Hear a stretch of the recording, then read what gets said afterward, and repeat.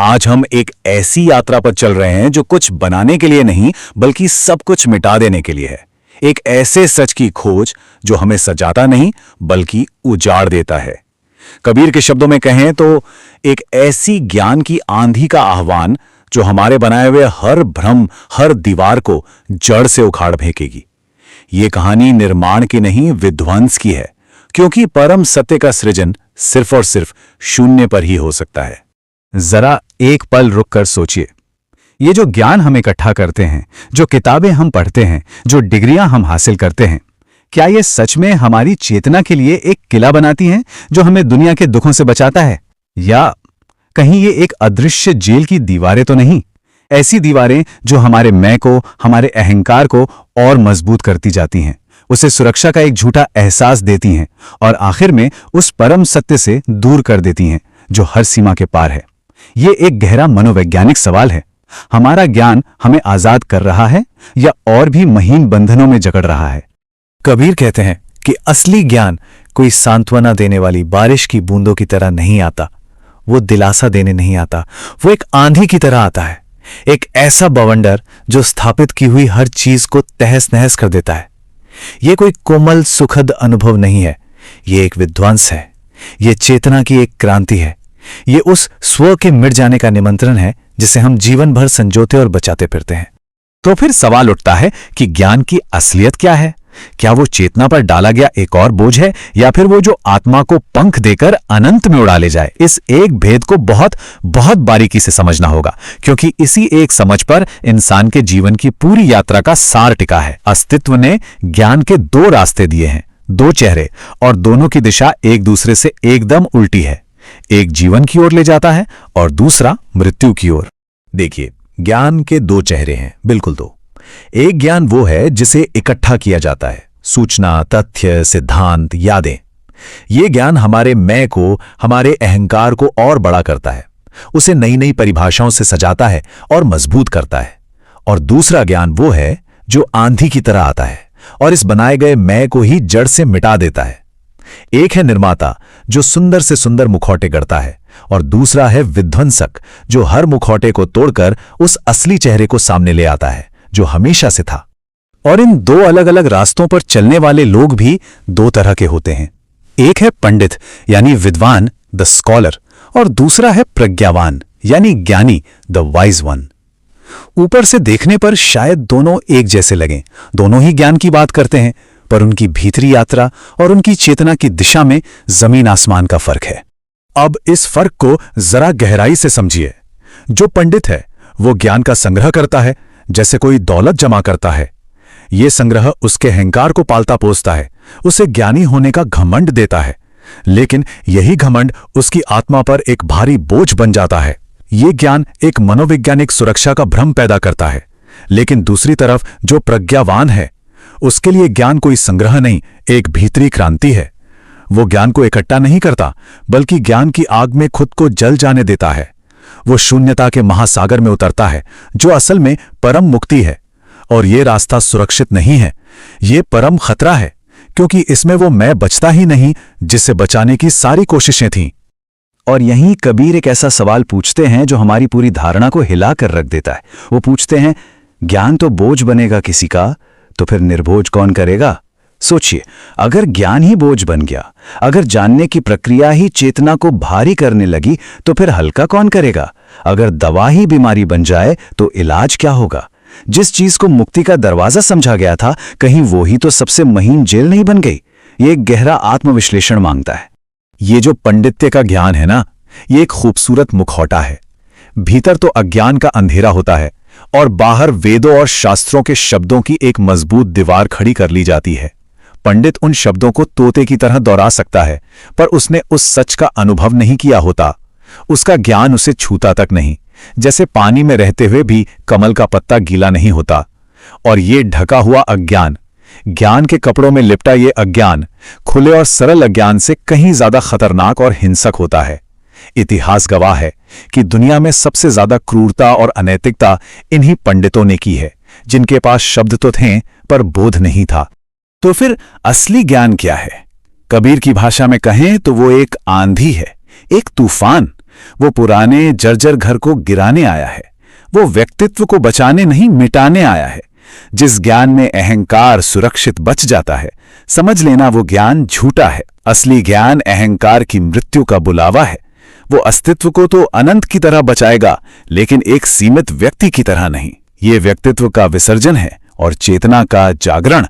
ये सवाल हर साधक को, हर खोजी को खुद से पूछना ही होगा। ये जो खोज चल रही है, ये किस लिए है? क्या ज्ञान इसलिए चाहिए ताकि अहंकार को, अपनी मान्यताओं को और सुंदर और मजबूत बनाया जा सके, या फिर उस सबको दांव पर लगाने की तैयारी है जिसे मैं कहा जाता है? ये जीवन जीने के दो तरीके हैं। एक है व्यापारी का, जो हर कदम पर नफा नुकसान देखता है, सुरक्षा खोजता है, और दूसरा रास्ता है एक जुआरी का, एक प्रेमी का, जो सच के लिए अपना सब कुछ दांव पर लगा देता है। तो चलिए अब उस प्रक्रिया में उतरते हैं जैसा कबीर वर्णन करते हैं। देखते हैं कि जब ये आंधी आती है तो ये हमारे मनोवैज्ञानिक घर को, हमारे अहंकार के इस किले को कैसे एक एक करके टुकड़े टुकड़े कर देती है। ये विध्वंस का एक बहुत ही काव्यात्मक, मनोवैज्ञानिक और गहरा वर्णन है। ये आत्मविकास की अंतिम यात्रा है, स्वयं से मुक्ति। कबीर कहते हैं, आंधी का जो पहला झोंका आता है ना, तो सबसे पहले भ्रम की टांटी उड़ जाती है। टांटी मतलब बांस की वो कच्ची दीवारें या पर्दे जो हम अपने आसपास लगा लेते हैं। ये हमारे भ्रम हैं, हमारी धारणाएं, हमारे विश्वास, जिनके पीछे हम छिपकर जीते हैं, सुरक्षित महसूस करते हैं। आंधी का पहला हमला इन्हीं कमजोर पर्दों पर होता है। सोचिए, ये हमारी चेतना पर पड़े पहले पर्दे का हटना है।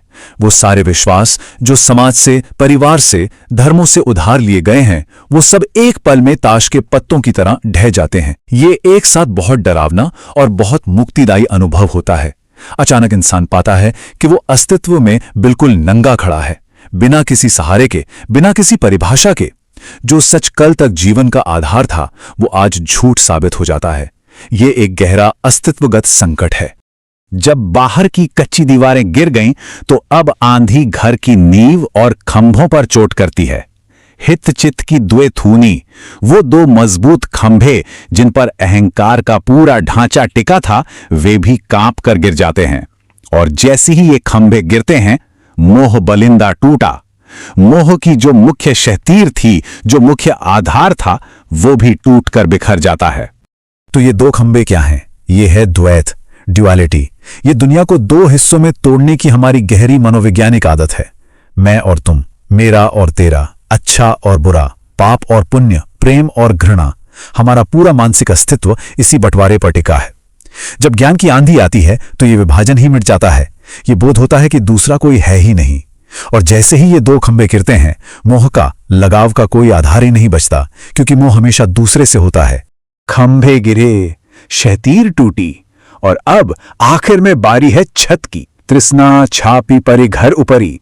इच्छाओं और वासनाओं की जो छत हमने जीवन भर डाल रखी थी, वो भी जमीन पर आ गिरती है। और छत के गिरते ही उसके नीचे सुरक्षित रखा कुबुद्धि का भांडा, यानी मूर्खतापूर्ण भ्रमित बुद्धि का जो घड़ा था, वो भी फूट जाता है। ये तीनों दुख के मनोविज्ञान की एक चेन है, एक अटूट श्रृंखला। तृष्णा यानी कभी न खत्म होने वाली इच्छा, ये हमारे अस्तित्व की वो टपकती हुई छत है जो हमें कभी चैन से बैठने नहीं देती। इसी तृष्णा को पूरा करने के लिए हमारी बुद्धि गलत फैसले लेती है, भ्रम में काम करती है, जिसे कबीर कुबुद्धि कहते हैं। और जब कर्म का आधार ही तृष्णा और कुबुद्धि हो, तो नतीजे में दुख की बारिश का बूंद बूंद टपकना तो तय है। जब आंधी तृष्णा की छत को ही उड़ा देती है, तो कुबुद्धि और दुख का कोई स्थान ही नहीं बचता, दुख का कारण ही खत्म हो जाता है। लेकिन ये जो विध्वंस है, ये नकारात्मक नहीं है, ये विनाश अंत नहीं है। असल में ये तो एक नई शुरुआत के लिए जगह बनाने की एक प्रक्रिया है। जब पुराना सड़ा गला घर पूरी तरह से ढह जाता है, जब जमीन पूरी तरह साफ हो जाती है, केवल तभी उस पवित्र शून्य में एक नए सृजन की, एक ऑथेंटिक जीवन की संभावना पैदा होती है। इसी को भारत के मनीषियों ने द्विज कहा है, अ सेकेंड बर्थ, दूसरा जन्म। पहला जन्म मां के गर्भ से होता है, वो शारीरिक है, वो सबको मिलता है। दूसरा असली जन्म तब होता है जब ज्ञान की आंधी अहंकार के घर को मिटा देती है, वो आध्यात्मिक जन्म है। जीसस का पुनरुत्थान, रेजरेक्शन, भी इसी का प्रतीक है। पुराना मैं सूली पर चढ़ जाता है, ताकि एक नए, एक दिव्य स्वरूप का जन्म हो सके। अब जो नया घर बनेगा वो द्वैत के खंभों पर नहीं, तृष्णा की छत से नहीं बनेगा। कबीर कहते हैं उसे जोग जुक्ति से बनाना पड़ेगा। जोग यानी योग, ब्रह्मांड के साथ एक हो जाने का भाव, अद्वैत, ये महसूस करना कि कोई अलगाव नहीं है। और जुक्ति यानी युक्ति, वो कुशलता, वो होश, वो मोमेंट टू मोमेंट अवेयरनेस जिससे हर पल जिया जाता है। यह बेहोशी में नहीं, पूरे होश में जीने की कला है। यह चेतना की एक नई नींव है। और जब घर जोग जुक्ति की इस नई नींव पर बनता है तो कबीर कहते हैं निर्भचुच्चुवये न पानी, यानी अब इसमें से दुख की एक बूंद भी नहीं टपक सकती। ये एक ऐसा भीतरी घर है जिसमें कोई छेद नहीं है, कोई कमी नहीं है, ये पूर्ण है। ये एक ऐसी अवस्था है जहां चिंता, भय और पीड़ा का कोई प्रवेश ही संभव नहीं है, क्योंकि वे सब पुराने घर के हिस्से थे। आंधी गुजर गई, घर के मलबे पर एक नया ढांचा भी खड़ा हो गया। पर अब क्या वहां उस शून्य में अंधेरा है? नहीं। कबीर कहते हैं इस विध्वंस का आखिरी नतीजा अंधकार नहीं, बल्कि एक ऐसे प्रकाश का उदय है जो फिर कभी डूबता ही नहीं। ये जीवन के अर्थ का परम उद्घाटन है। कबीर का ये अंतिम सूत्र है, कहे कबीर भान के प्रगटे, जब भीतर का सूरज यानी होश का, शुद्ध चेतना का सूरज उदय होता है, उदित भया तम खीना, तब जन्मों जन्मों का सारा अंधेरा हमेशा के लिए खत्म हो जाता है, नष्ट हो जाता है। बाहर का सूरज तो उगता है और ढल जाता है, जिससे दिन और रात होते हैं, पर भीतर का ये सूरज एक बार उग जाए तो फिर कोई रात नहीं होती। ये शाश्वत अखंड प्रकाश है। यही बुद्धत्व है। तो अंत में सवाल फिर वही लौट कर आता है। हम सब अपने अपने छोटे छोटे मनोवैज्ञानिक घरों में अपनी धारणाओं और सुरक्षाओं में जी रहे हैं। कबीर तो उस घर से बाहर खुले आकाश के नीचे आने का निमंत्रण दे रहे हैं, पर उसके लिए आंधी को सहना होगा, अपने बनाए घर को ढहते हुए देखना होगा, स्वयं को मिटते हुए देखना होगा। सवाल यह है कि क्या मानव चेतना इस विध्वंसक सत्य के लिए, इस मुक्तिदायी खतरे के लिए तैयार है? इसका उत्तर किसी और के पास नहीं, स्वयं के भीतर ही खोजना होगा।